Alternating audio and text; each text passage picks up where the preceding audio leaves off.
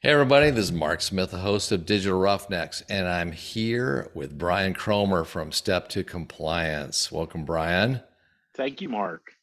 Hey, we're going to talk about something that is brand new, and that is what we're calling the Hybrid LDAR Reporting System, Hybrid LDAR. Now, what the heck is that?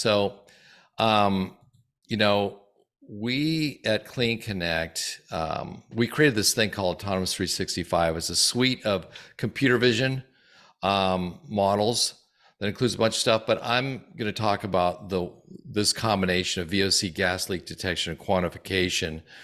And what it allows you to do is go from manual LDAR, okay, which is this guy with a FLIR camera, which most people use, to where you put on a site a infrastructure up there. And so in this case, we've got multiple cameras. We've got our OGI camera, FLIR G300A. We've got a Axis computer that can see 360 degrees. And we also use thermal cameras for tank level monitoring and liquid leak and other things.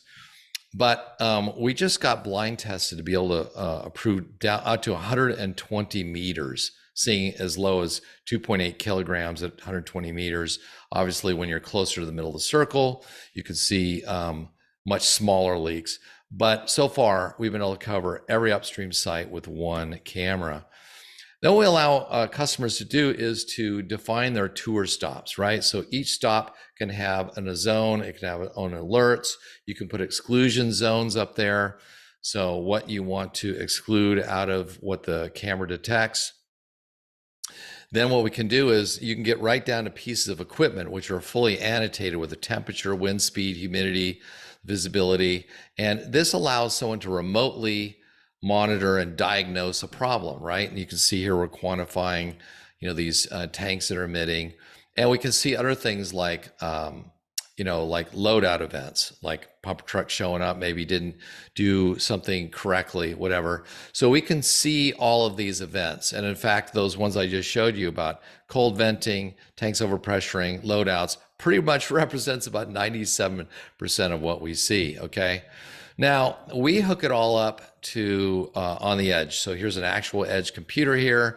Here's our cameras going to edge device, going to SCADA, up to SCADA, right? And we also take those exception alerts up to our platform. And that dashboard is what you saw where a user can configure all those tour stops, their alerts and everything. And then they can get alerts from SCADA, from our dashboard and whatnot. Now, autonomous LDAR allows you to do a bunch of different things, right? And these are all the Appendix K tasks that somebody needs to do. Actually, there's another page of these, which I could send you. If you send me an email, I'll send you this whole cheat sheet. But basically, all the Appendix K tasks we do autonomously, okay? They're all automatic, and we can do all that stuff. But it introduces a new problem, and that is the reporting side. Okay, so people right now are doing their manual LDAR reporting, and they can use systems like Step to Compliance or other systems. But what we had to do is come up with a hybrid LDAR system that literally combines data in your platform. And why don't you talk about your platform, Brian? Like what all can you do Absolutely. with? Yeah. Absolutely. So with LDAR, there's a proactive and reactive part. We're going to have to do surveys on a given frequency. And when we find leaks, we're going to have to track them, repair them within a certain time frame, and then report those leaks that we've found at the end of the year if we're talking about Quado A. So our system covers comprehensively conventional LDAR, where there'd be boots on the ground. And we've partnered with you because in a continuous monitoring platform, the frequency that's greater than what's required really falls into the voluntary category. So we're tracking the voluntary effort that people are doing that are leveraging autonomous LDAR like you have, and then extracting from that what is required for compliance with both the federal and the state rules like New Mexico, Colorado, or Pennsylvania, as well as Quado A at a federal level.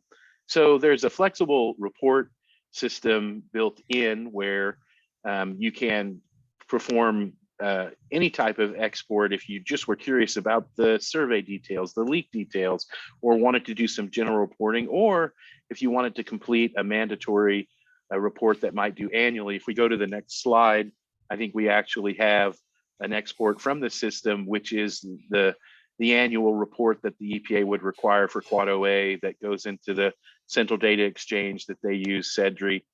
So this is exactly a form that would come out on an annual basis in the format that could be imported directly into the EPA electronic reporting system.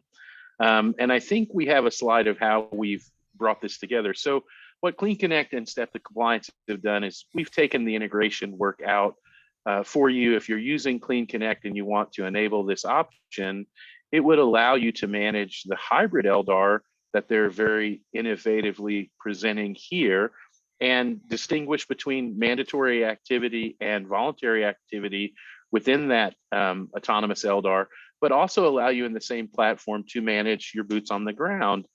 You might have some legacy facilities where that's still the case.